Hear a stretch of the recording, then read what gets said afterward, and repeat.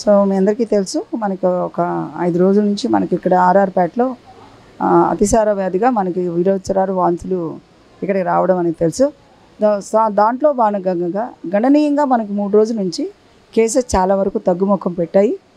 So మొత్తం altogether cases 313 అయినా ఈ 2-3 రోజుల్లో మనకి కేసులు వచ్చింది 20 కన్నా ఎక్కువ లేవు ఈ 2-3 రోజుల్లో. అట్లనే డిశ్చార్జెస్ కూడా అధికంగా మనం డిశ్చార్జెస్ 253 కేసెస్ డిశ్చార్జెస్ చేసాం. ఆ విధంగా చూసుకుంటే 88% డిశ్చార్జెస్ ఉందంటే that is a very good sign. So ప్రజలందరూ కూడా ఏమి భయభ్రాంతులు అవ్వాల్సిన అవసరం లేదు.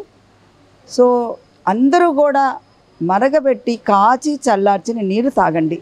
అది ఏ వాటర్ అయినా, ఇప్పుడు కలెక్టర్ గారు కానీ, మా కలెక్టర్ గారు కానీ, అట్లనే కమిషనర్ గారు కానీ, మా కమిషనర్ గారు ఆరోగ్య శాఖ మంత్రి గారు కానీ నిరంతరం మాకు అక్కడి నుంచి ఫోన్లు చేసి కూడా మంత్రి గారు కనుక్కుంటూనే ఉన్నారు ఎలా ఉంది ఏంటి అనేది. అట్లనే ఆరంభం సీఎం గారు అందరితో సమీక్ష చేసి, ఈరోజు కలెక్టర్ గారు అందరిది కూడా సమీక్ష కూడా ఉంది, అందరితో సమీక్ష చేసి ప్రజల ఆరోగ్యానికి ఇంకా ఏమేమి చేయాలి ఏమేంటి అనేది కూడా నిరంతరం మన హానరబుల్ సీఎం గారు ఆలోచిస్తూనే ఉంటారు. ఆయన ఇప్పుడు కూడా అందరితో కూడా కాన్ఫరెన్స్ కూడా పెట్టడం జరిగింది కూడా. సో మనకి అసలు దీనితో ఒక్క కేసు కూడా చనిపోలేదు. ఏదైతే మీడియాలో వస్తున్నాయో అది వినండి, అది అవాస్తవం. ఒకటి చెప్తాను వినండి. మా దగ్గరకు ఒక కేసు వచ్చిన case that is a clear cut acute my అమ్మాయి.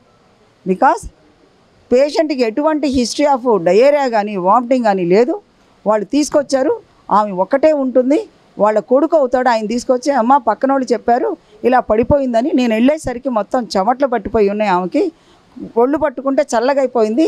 వెంటనే మీరు ఇక్కడికి వచ్చి బండి పంపించారు, మేము బండితో తీసుకొచ్చాము అని చెప్పగానే వెంటనే మేము చూసి అయ్యా ఇది మామూలుగా కాదు, హార్ట్కి సంబంధించింది రాగుంది అని వెంటనే మళ్ళీ నేను అక్కడ ఉన్న మళ్ళీ గవర్నమెంట్ హాస్పిటల్కి ఫోన్ చేసి ఇలా ఒక ఎమర్జెన్సీ కేసు వస్తుంది, ముందు డిఏపీలు అందరూ కూడా అరేంజ్ చేసేయండి అని చెప్పడం జరిగింది.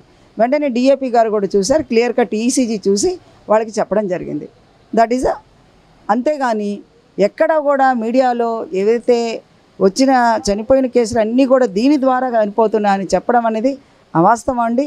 దయచేసి మీ అందరికీ కూడా నేను విజ్ఞప్తి చేసుకుంటున్నాను, ప్రజలు ఒక విషయంలో ఏదైనా భయభ్రాంతులు అయినప్పుడు మనం ఇంకా వాళ్ళని భయభ్రాంతులు చేయడం అనేది అది వాస్తవం కాదు. అందరూ మీరు ఒకసారి ఆలోచించండి.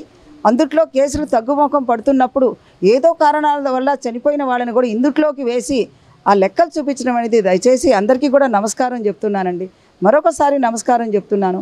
మేమందరం కూడా నిరంతరం ఇక్కడ కలెక్టర్ గారు కానీ, డిస్ట్రిక్ట్ అడ్మినిస్ట్రేషన్ కానీ, మెడికల్ హెల్త్ డిపార్ట్మెంట్ అందరం కూడా 24/7 ఇక్కడే ఉండి మీ అందరికీ కూడా మేము వైద్యం చేస్తున్నాము. అలానే మనకి ఏదైనా క్రానిక్ కేసు కానీ స్పెషల్గా కేసెస్ చూడడానికి కూడా మనకి ఫిజిషియన్ ఇక్కడికి సేవలు అందుబాటులోకి ఉన్నాయి. అలానే పిల్లలు ఈ మధ్య 2 రోజుల నుంచి చూస్తుంటే కొంచెం పిల్లల కేసెస్ అది డయేరియానే కాదు, ఏదో వాంతులు కానీ ఏదో కడుపు నొప్పి సంథింగ్ అలా వస్తున్నారు. సో అందుకని వాళ్ళ కోసం మళ్ళీ ప్రత్యేకంగా కూడా పిల్లల డాక్టర్ గారి సర్వీసెస్ కూడా మేము అందుబాటులో చేసాము. ఇప్పుడు పిల్లల డాక్టర్ గారికి కూడా సపరేట్గా ఒక వార్డు కూడా అక్కడ పెట్టుకొని ఏదైనా అడ్మిషన్స్ ఉంటే ముందు స్టెబిలైజ్ చేసి, ఎందుకంటే పరికరాలన్నీ ఎక్కడి నుంచో ఏసీలో ఉన్న పరికరాలు కొన్ని మనం అలా చేయలేము, రీడింగ్ కూడా కరెక్ట్గా రాదు. కాబట్టి ఇక్కడ ముందుగా కేసెస్ అనేవి కూడా స్టెబిలైజ్ చేసుకొని చూసుకొని తర్వాత నెక్స్ట్ అక్కడికి మేము రిఫర్ చేయడం జరుగుతుంది. ప్రజలందరికీ కూడా మీరు ఎప్పుడు వండినా అప్పుడు పదార్థాలు తినండి, బయట ఉన్న వస్తువులు తినద్దు. అమ్మ చేతి వంట అమృతం అన్న విషయాన్ని మరొకసారి మనం అందరూ గుర్తు చేసుకుందాం. మంచిగా అమ్మ చేసిన వంట, వేడిగా ఉండే వంటను తీసుకుందాం. వంట పదార్థాలు అన్నిటి మీద కూడా పాత్రల మీద మూతలు పెట్టుకోండి. ఫ్రిడ్జ్లో నిన్న మొన్న వండిన అవి ఫ్రిడ్జ్లో పెట్టుకొని అవి మళ్ళీ వేడి చేసుకొని తినద్దు. తర్వాత మీ అందరికీ కూడా బబుల్స్ పంపిస్తున్నారు కలెక్టర్ గారి ఇళ్ళకు కూడా. అలానే మేము మందులు ఓఆర్ఎస్ మందులు ఏమేమి ఇవ్వాలో మేము కూడా ఇస్తున్నాము. అలానే ఒక పరిశుభ్రత మీద కలెక్టర్ గారి కిట్ కూడా ఇవ్వడం జరిగింది. టోటల్గా 21 టీమ్స్తో మేము సర్వే అనేది ఇక్కడ ఈ ఆర్ఆర్పేటలో సర్వే చేస్తున్నాం. వాళ్ళ ఇళ్ళకి వెళ్ళి ఇంకెవరన్నా కానీ ఒకవేళ వాంతులతో విరోచనాలతో ఉంటే వాళ్ళందరినీ కూడా ఇక్కడికి పిలుపునిస్తున్నాం. అలానే ఆల్రెడీ డిశ్చార్జ్ అయ్యి ఇంటికి వెళ్ళిన వాళ్ళని మళ్ళీ వాళ్ళని పరామర్శించి వాళ్ళకి తగ్గిందా తగ్గలేదా, ఒకవేళ ఏమన్నా మందులు ఏమన్నా అయిపోయినాయా అని కూడా మళ్ళీ చెప్పి ఈ మందులు ఇచ్చి మళ్ళీ వాళ్ళకి మందులు పంపిస్తున్నాం. కాబట్టి మీకు ఇంట్లో చేసేటప్పుడు 1-2 అయినా కూడా మీరు ఇంట్లలో ఉండొద్దు.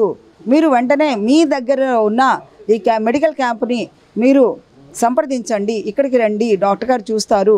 చూపించుకున్న తర్వాత మైల్డ్గా ఉంటే మందులు రాస్తాం, లేదా ఇక్కడ బాటిల్స్ పెట్టి ట్రీట్మెంట్ ఇస్తాము. అందరూ కూడా మీరందరూ కూడా హ్యాపీగా ఉండాలని కోరుకుంటూ, అంటే ఒకటండి ఇక్కడ చాలా డిఫరెంట్ సోర్సెస్ ఉన్నాయి. మనకి రిపోర్ట్ అనేది ఇంకా రాలేదు. రిపోర్టు వచ్చిన తర్వాత కానీ మేము వాళ్ళు కానీ కరెక్ట్గా తెలియదు.